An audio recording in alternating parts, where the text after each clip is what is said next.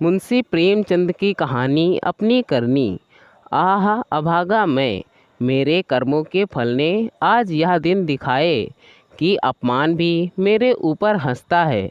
और यह सब मैंने अपने हाथों किया। शैतान के सिर इल्ज़ाम क्यों दूं? किस्मत को खरी खोटी क्यों सुनाऊं? होने का क्यों रोऊं? जो कुछ किया मैंने जानते और बूझते हुए किया। अभी 1 साल गुजरा जब मैं भाग्यशाली था, प्रतिष्ठित था और समृद्धि मेरे चेरी थे। दुनिया की नेमतें मेरे सामने हाथ बांधे खड़ी थीं, लेकिन आज बदनामी और कंगाली और शर्मिंदगी मेरी दुर्दशा पर आंसू बहाती हैं। मैं ऊंचे खानदान का बहुत पढ़ा लिखा आदमी था, फारसी का मुल्ला, संस्कृत का पंडित, अंग्रेजी का ग्रेजुएट। अपने मुँह मियाँ मिट्ठू क्यों बनूं? लेकिन रूप भी मुझको मिला था, इतना कि दूसरे मुझसे ईर्ष्या कर सकते थे। गरज एक इंसान को खुशी के साथ ज़िंदगी बरस करने के लिए जितनी अच्छी चीज़ों की ज़रूरत होती है, वह सब मुझे हासिल थी। सेहत का यह हाल कि मुझे कभी सर दर्द की भी शिकायत नहीं हुई। फिटन की सैर, दरिया की दिल फरेबियाँ, पहाड़ के सुंदर दृश्य, उन खुशियों का जिक्र ही तकलीफ़ देह है। क्या मज़े की ज़िंदगी थी! आह, यहाँ तक तो अपना दर्द दिल सुना सकता हूँ, लेकिन इसके आगे फिर होठों पर खामोशी की मुहर लगी हुई है। एक सती साध्वी, प्रतिप्राण स्त्री और 2 गुलाब के फूल से बच्चे इंसान के लिए जिन खुशियों, आरजुओं, हौसलों और दिलफरेबियों का खजाना हो सकते हैं, वह सब मुझे प्राप्त था। मैं इस योग्य नहीं कि उस पवित्र स्त्री का नाम जबान पर लाऊं। मैं इस योग्य नहीं कि अपने को उन 2 लड़कों का बाप कह सकूं। मगर नसीब का कुछ ऐसा खेल था कि मैंने उन बेहस्ती नेमतों की कद्र न की। जिस औरत ने मेरे हुक्म और अपनी इच्छा में कभी कोई भेद नहीं किया, जो मेरी सारी बुराइयों के बावजूद कभी शिकायत का एक हर्फ जबान पर नहीं लाई, जिसका गुस्सा कभी आंखों से आगे नहीं बढ़ने पाया। गुस्सा क्या था? कुंवार की बरखा थी। 2-4 हल्की हल्की बूंदें पड़ी और फिर आसमान साफ हो गया। अपनी दीवानगी के नशे में मैंने उस देवी की कद्र ना की। मैंने उसे जलाया, रुलाया, तड़पाया। मैंने उसके साथ दगा की। जब मैं 2-2 बजे रात को घर लौटता था तो मुझे कैसे कैसे बहाने सूझते थे, नित नए हीले गढ़ता था। शायद विद्यार्थी जीवन में जब बैंड के मज़े से मदरसे जाने की इजाज़त ना देते थे, उस वक्त भी बुद्धि इतनी प्रखर न थी। और क्या उस क्षमा की देवी को मेरी बातों पर यकीन आता था? वह भोली थी, मगर ऐसी नादान ना थी। मेरी खुमार भरी आँखें और मेरे उथले भाव और मेरे झूठे प्रेम प्रदर्शन का रहस्य क्या उससे छिपा रह सकता था? लेकिन उसकी रग रग में शराफत भरी हुई थी। कोई कमीना ख्याल उसकी जुबान पर नहीं आ सकता था। वह उन बातों का जिक्र करके या अपने संदेहों को खुलेआम दिखलाकर हमारे पवित्र संबंध में खिंचाव या बदमजगी पैदा करना बहुत अनुचित समझती थी। मुझे उसके विचार उसके माथे पर लिखे मालूम होते थे। उन बदमजगियों के मुकाबले में उसे जलाना और रोना ज़्यादा पसंद था। शायद वह समझती थी कि मेरा नशा खुद ब खुद उतर जाएगा। काश इस शराफत के बदले उसके स्वभाव में कुछ ओझापन और अनुदारता भी होती। काश वह अपने अधिकारों को अपने हाथ में रखना जानती। काश वह इतनी सीधी ना होती। काश वह इतनी मक्कार ना होती। लेकिन मेरी मक्कारी और उसकी मक्कारी में कितना अंतर था। मेरी मक्कारी हरामकारी थी, उसकी मक्कारी आत्म बलिदानी।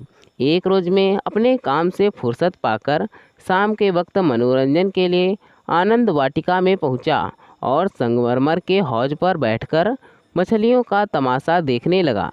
एकाएक निगाह ऊपर उठी तो मैंने एक औरत का बेल की झाड़ियों में फूल चुनते देखा। उसके कपड़े मैले थे और जवानी की ताजगी और गर्व को छोड़कर उसके चेहरे में कोई ऐसी खास बात न थी। उसने मेरी तरफ आंखें उठाई और फिर फूल चुनने में लग गई। ऐसा लगा जैसा उसने कुछ देखा ही नहीं। उसके इस अंदाज ने, चाहे वह उसकी सरलता ही क्यों ना रही हो, मेरी वासना को और भी उद्दीप्त कर दिया। मेरे लिए यह एक नई बात थी कि कोई औरत इस तरह देखे कि जैसे उसने नहीं देखा। मैं उठा और धीरे धीरे कभी ज़मीन और कभी आसमान की तरफ ताकते हुए बेले की झाड़ियों के पास जाकर खुद भी फूल चुनने लगा। इस ढिठाई का नतीजा यह हुआ कि वह मालिन की लड़की वहाँ से तेजी के साथ बाग से दूसरे हिस्से में चली गई। एक रोज़ शाम के वक्त रोज की तरह मैं आनंद वाटिका में सैर कर रहा था और फूलमती सोहलों श्रृंगार किए मेरी सुनहरी रूपहली भेंटों से लदी हुई एक रेशम साड़ी पहने बाग की क्यारियों में फूल तोड़ रही थी, बल्कि यूँ कहो कि अपनी चुटकियों में मेरे दिल को मसल रही थी। उसकी छोटी छोटी आँखें उस वक्त नशे के हुस्न में फैल गईं और उनमें सौखी और मुस्कुराहट की झलक नजर आती थी। अचानक महाराजा साहब भी अपने कुछ दोस्तों के साथ मोटर पर सवार आ पहुँचे। मैं उन्हें देखते ही आगवानी के लिए दौड़ा और आदाब बजा लाया। बेचारी फूलमती महाराजा साहब को पहचानती थी, लेकिन उसे एक घने कुंज के अलावा और कोई छिपने की जगह ना मिल सकी। महाराजा साहब चले तो हौज की तरफ, लेकिन मेरा दुर्भाग्य उन्हें क्यारी पर ले चला जिधर फूलमती छिपी हुई थर थर काँप रही थी। महाराजा साहब ने उसकी तरफ आश्चर्य से देखा और बोले, यह कौन औरत है? सब लोग मेरी ओर प्रश्न भरी आंखों से देखने लगे और मुझे भी उस वक्त यही ठीक मालूम हुआ कि इसका जवाब मैं ही दूं, वरना फूलमती न जाने क्या आफत ढा दे। लापरवाही के अंदाज से बोला, इसी बाग के मालिक की लड़की है, यहाँ फूल तोड़ने आई होगी। फूलमती लज्जा और भय के मारे जमीन में धंसी जाती थी। महाराजा साहब ने उसे सर से पांव तक गौर से देखा और तब संवेदनशील भाव से मेरी तरफ देखकर बोले, यह मालिक की लड़की है। मैं इसका क्या जवाब देता। इसी बीच कमबख्त दुर्जन माली भी अपनी फटी हुई पाक संभालता हाथ में कुदाल लिए हुए दौड़ता हुआ आया और सर को घुटनों से मिलाकर महाराज को प्रणाम किया। महाराज ने जरा तेज लहजे में पूछा, यह तेरी लड़की है? माली के होश उड़ गए। कांपता हुआ बोला, जी हुजूर। महाराज ने कहा, तेरी तनख्वाह क्या है? दुर्जन ने कहा, हुजूर 5,000 रुपये। महाराज ने कहा, यह लड़की कुंवारी है या ब्याही? दुर्जन ने कहा, हुजूर अभी कुंवारी है। महाराज ने गुस्से में कहा, या तो तू चोरी करता है या डांका मारता है, वरना यह कभी नहीं हो सकता कि तेरी लड़की अमीर जादी बनकर रह सके। मुझे इसी वक्त इसका जवाब देना होगा, वरना मैं तुझे पुलिस के सुपर्द कर दूंगा। ऐसी चाल चलन के आदमी को मैं अपने यहाँ नहीं रख सकता। माली की तो घिघी बंध गई और मेरी यह हालत थी कि काटो तो बदन में लहू नहीं। दुनिया अंधेरी मालूम होती थी। मैं समझ गया कि आज मेरी सामत सर पर सवार है, वह मुझे जड़ से उखाड़ कर दम लेगी। महाराजा साहब ने माली को जोर से डांट कर पूछा, तू खामोश क्यों है, बोलता क्यों नहीं? दुर्जन फूट फूट कर रोने लगा। जब जरा आवाज़ सुधरी तो बोला, हुजूर बाप दादा से सरकार का नमक खाता हूँ, अब मेरे बुढ़ापे पर दया कीजिए। यह सब मेरे फूटे नसीबों का फेर है। धर्मावतार, इस छोकरी ने मेरी नाक कटा दी, कुल का नाम मिटा दिया। अब मैं कहीं मुंह दिखाने लायक नहीं हूँ। इसको सब तरह से समझा बुझाकर हार गए हुजूर, लेकिन मेरी बात सुनती ही नहीं तो क्या करूँ? हुजूर माई बाप हैं, आपसे क्या पर्दा करूँ? इसे अब अमीरों के साथ रहना अच्छा लगता है और आजकल से रईसों और अमीरों को क्या कहूँ, दीन बंधु सब जानते हैं। महाराजा साहब ने जरा देर गौर करके पूछा, क्या उसका किसी सरकारी नौकरी से संबंध है? दुर्जन ने सर झुकाकर कहा, हुजूर। महाराजा साहब, वह कौन आदमी है, तुम्हें उसे बतलाना होगा। दुर्जन ने कहा, महाराज जब पूछेंगे बता दूंगा। सांच को आँच क्या, मैंने तो समझा था कि इसी वक्त सारा पर्दाफाश हुआ जाता है, लेकिन महाराजा साहब ने अपने दरबार में किसी मुलाजिम की इज्जत को इस तरह मिट्टी में मिलाना ठीक नहीं समझा। वे वहां से टहलते हुए मोटर पर बैठकर महल की तरफ चले। इस मनहूस वाक़ये के एक हफ्ते बाद एक रोज़ मैं दरबार से लौटा तो मुझे अपने घर में से एक बूढ़ी औरत बाहर निकलते हुए दिखाई दी। उसे देखकर मैं ठिठका। उसे चेहरे पर बनावटी भोलापन था, जो कुटनियों के चेहरे की खास बात है। मैंने उसे डांट कर पूछा, तू कौन है, यहाँ क्यों आई है? बुढ़िया ने दोनों हाथ उठाकर मेरी बलाएं ली और बोली, बेटा नाराज ना हो, गरीब भिखारन हूँ। मालकिनी का सुहाग भरपूर रहे। उसे जैसा सुनती थी वैसा ही पाया। यह कहकर उसने जल्दी से कदम उठाए और बाहर चली गई। मेरे गुस्से का पारा चढ़ा। मैंने घर जाकर पूछा, यह कौन औरत थी? मेरी बीवी ने सर झुकाए धीरे से जवाब दिया, क्या जानूं, कोई भिखारन थी। मैंने कहा, भिखारनियों की सूरत ऐसी नहीं हुआ करती। या तो मुझे कूटनी की सी नज़र आती है। साफ साफ बताओ, उसके यहाँ आने का क्या मतलब था? लेकिन बजाय कि इन संदेह भरी बातों को सुनकर मेरी बीवी गर्व से सिर उठाए और मेरी तरफ उपेक्षा भरी आंखों से देखकर अपनी साफ दिली का सबूत दे, उसने अपने सर झुकाए हुए जवाब दिया, मैं उसके पेट में थोड़े ही बैठी थी, भीख मांगने आई थी, भीख दे दी। किसी के दिल का हाल कोई क्या जाने। उसके लहजे और अंदाज से पता चला कि वह जितना ज़बान से कहती है उससे ज़्यादा उसके दिल में है। झूठा आरोप की लगाने की कला में वह अभी बिल्कुल कच्ची थी, वरना त्रिया चरित्र की था कैसे मिलती है। मैं देख रहा था कि उसके हाथ पांव थरथरा रहे हैं। मैंने झपट कर उसका हाथ पकड़ा और उसके सिर को ऊपर उठाकर बड़े गंभीर क्रोध से बोला, इंदु, तुम जानती हो कि मुझे तुम्हारा कितना एतबार है, लेकिन अगर तुमने इसी वक्त सारी घटना सच सच ना बता दी तो मैं नहीं कह सकता कि इसका नतीजा क्या होगा। तुम्हारा ढंग बतलाता है कि कुछ ना कुछ दाल में काला ज़रूर है। यह खूब समझ रखो कि मैं अपनी इज्जत को तुम्हारी और अपनी जानों से ज़्यादा अजीज समझता हूँ। मेरे लिए यह डूब मरने की जगह है कि मैं अपनी बीवी से इस तरह की बातें करूँ, उसकी ओर से मेरे दिल में संदेह पैदा हो। मुझे अब ज़्यादा सब्र की गुंजाइश नहीं है। बोलो, क्या बात है? इंदुमती मेरे पैर पर गिर पड़ी और रो रो कर बोली, मेरा कसूर माफ़ कर दो। मैंने गरज कर कहा, वह कौन सा कसूर है? इंदुमती ने संभल कर जवाब दिया, तुम अपने दिल में इस वक्त जो ख्याल कर रहे हो उसे एक पल के लिए भी वहाँ ना रहने दो, वरना समझ लो कि आज ही इस ज़िंदगी का खात्मा है। मुझे नहीं मालूम था कि तुम मेरे ऊपर जो जुल्म किए हैं उन्हें मैंने किस तरह झेला है, और अब भी सब कुछ झेलने के लिए तैयार हूँ। मेरा सर तुम्हारे पैरों पर है, जिस तरह रखोगे रहूँगी। लेकिन आज मुझे मालूम हुआ कि तुम खुद हो वैसे ही दूसरों को समझते हो।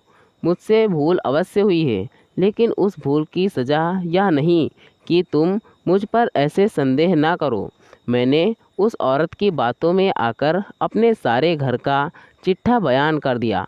मैं समझती थी कि मुझे ऐसा नहीं करना चाहिए, लेकिन कुछ तो उस औरत की हमदर्दी और कुछ मेरे अंदर सुलगती हुई आग ने मुझसे यह भूल करवाई, और इसके लिए तुम जो सज़ा दो वह मेरे सर आँखों पर। मेरा गुस्सा जरा धीमा हुआ। बोला, तुमने उससे क्या कहा? इंदुमती ने जवाब दिया, घर का जो कुछ हाल है, तुम्हारी बेवफाई, तुम्हारी लापरवाही, तुम्हारा घर की ज़रूरतों की फिक्र ना करना, अपनी बेवकूफ़ी का क्या कहूँ। मैंने उसे यहाँ तक कह दिया कि इधर 3 महीने से उन्होंने घर के लिए कुछ खर्च भी नहीं दिया, और इससे चोट मेरे गहनों पर पड़ी। तुम्हें शायद मालूम नहीं कि इन 3 महीनों में मेरे 450 रुपये के जेवर बिक गए। ना मालूम क्यों मैं उससे यह सब कुछ कह गई। जब इंसान का दिल जलता है तो ज़बान तक उसकी आँच आ ही जाती है, मगर मुझसे जो कुछ खता हुई उससे कई गुनी सख्त सज़ा तुमने मुझे दी है। मेरा बयान लेने का भी सब्र ना हुआ। खैर, तुम्हारे दिल की कैफियत मुझे मालूम हो गई। तुम्हारा दिल मेरी तरफ से साफ नहीं है। तुम्हें मुझ पर विश्वास नहीं रहा, वरना एक भिखारिन औरत के घर से निकलने पर तुम्हें ऐसे सुबह क्यों होते। मैं सर पर हाथ रखकर बैठ गया। मालूम हो गया कि तबाही के सामान पूरे हुए जाते हैं। दूसरे दिन मैं ज्यों ही दफ्तर में पहुंचा, चौबदार ने आकर कहा, महाराजा साहब ने आपको याद किया है। मैं तो अपनी किस्मत का फैसला पहले से ही किए बैठा था। मैं खूब समझ गया था कि वह बुढ़िया खुफिया पुलिस की कोई मुखबिर है, जो मेरे घरेलू मामलों के जांच के लिए तैनात हुई होगी। कल उसकी रिपोर्ट आई होगी और आज मेरी तलबी है। खौफ से सहमा हुआ लेकिन दिल को किसी तरह संभाले हुए कि जो कुछ सर पर पड़ेगी देखा जाएगा। अभी से क्यों जान दूं। मैंने महाराजा की खिदमत में पहुंचा। वह इस वक्त अपने पूजा के कमरे में अकेले बैठे हुए थे। कागज़ों का एक ढेर इधर उधर फैला हुआ था और वह खुद किसी के ख्यालों में डूबे हुए थे। मुझे देखते ही वह मेरी तरफ मुखातिब हुए। उनके चेहरे पर नाराज़गी के लक्षण दिखाई दिए। बोले, कुंवर श्याम सिंह, मुझे बहुत अफसोस है कि तुम्हारी बाबत मुझे जो बातें मालूम हुई वह मुझे इस बात के लिए मजबूर करती हैं कि तुम्हारे साथ सख्ती का बर्ताव किया जाए। तुम मेरे पुराने वसीकादार हो और तुम्हें यह गौरव कई पीढ़ियों से प्राप्त है। तुम्हारे बुजुर्गों ने हमारे खानदान की जान लगाकर सेवाएं की हैं और उन्हीं के सिले में यह वसीका दिया गया था। लेकिन तुमने इसकी हरकतों से अपने को इस कृपा के योग्य नहीं रखा। तुम्हें इसलिए वसीका मिलता था कि तुम अपने खानदान की परवरिश करो, अपने लड़कों को इस योग्य बनाओ कि वह राज्य की कुछ खिदमत कर सकें। उन्हें शारीरिक और नैतिक शिक्षा दो ताकि तुम्हारी जात से रियासत की भलाई हो, न कि इसलिए कि तुम इस रुपये को बेहुदा ऐश पस्ती और हरामकारी में खर्च करो। मुझे इस बात से बहुत तकलीफ़ होती है कि तुमने अब अपने बाल बच्चों की परवरिश की जिम्मेदारी से भी अपने को मुक्त समझ लिया है।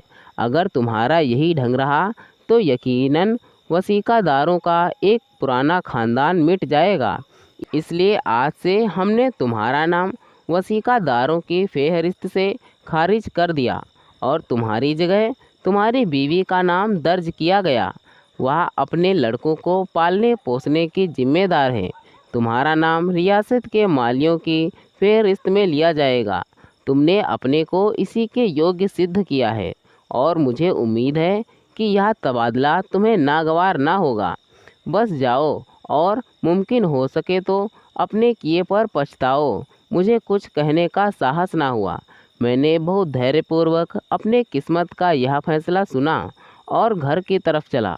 लेकिन 2 ही 4 कदम चला था कि अचानक खचाल आया। किसके घर जा रहे हो? तुम्हारा घर अब कहाँ है? मैं उल्टे कदम लौटा। जिस घर का मैं राजा था वहाँ दूसरों का आश्रित बनकर मुझसे नहीं रहा जाएगा, और रहा भी जाए तो मुझे रहना चाहिए। मेरा आचरण निश्चय ही अनुचित था, लेकिन मेरी नैतिक संवेदना अभी इतनी थोथी ना हुई थी।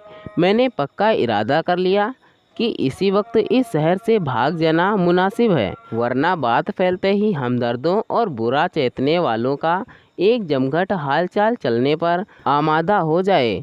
लेकिन उसे लेकर कहाँ जाऊँगा? पाँव में बेड़ियाँ डालकर चलना तो और भी मुश्किल है। इस तरह सोच विचार कर मैंने बम्बई की राह ली और अब 2 साल से एक मिल में नौकर हूँ।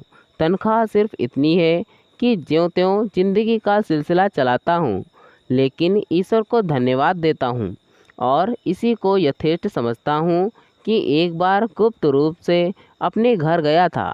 फूलमती ने एक दूसरे रईस के रूप का सौदा कर लिया है, लेकिन मेरी पत्नी ने अपने प्रबंध कौशल से घर की हालत खूब संभाल ली है। मैंने अपने मकान को रात के समय लालसा भरी आंखों से देखा। दरवाजे पर 2 लालटेनें जल रही थीं और बच्चे इधर उधर खेल रहे थे। घर सफाई और सुथरापन दिखाई देता था। मुझे कुछ अखबारों के देखने से मालूम हुआ कि महीनों तक मेरे पते निशाने के बारे में अखबारों में इश्तिहार छपते रहे, लेकिन अब यह सूरत लेकर मैं वहाँ क्या जाऊँगा और यह कालिख लगा मुँह किसको दिखाऊँगा। अब तो मुझे इसी गिरी पड़ी हालत में ज़िंदगी के दिन काटने हैं, चाहे रोकर काटूँ या हंसकर। मैं अपनी हरकतों पर अब बहुत शर्मिंदा हूँ। अफसोस मैंने उन नेमतों की कद्र ना की, उन्हें लात से ठोकर मारी। यह उसी की सज़ा है कि आज मुझे यह दिन देखना पड़ रहा है। मैं वह परवाना हूँ जिसकी खाक भी हवा के झोंके से नहीं बची। तो दोस्तों, यह थी हमारी आज की कहानी। अगर यह कहानी आपको पसंद आई है तो कृपया इसे लाइक करें और कहानी पर अपनी राय देने के लिए इसमें कमेंट करें। दोस्तों, ऐसे ही और कहानियाँ सुनने के लिए और या फिर आप हमारे चैनल पर नए हैं तो कृपया हमारे चैनल को सब्सक्राइब करें। दोस्तों, बेल नोटिफिकेशन को ऑन करना ना भूलें, जिससे हमारी कहानियाँ आप तक पहुँचती रहें। धन्यवाद दोस्तों। Thanks for watching this video.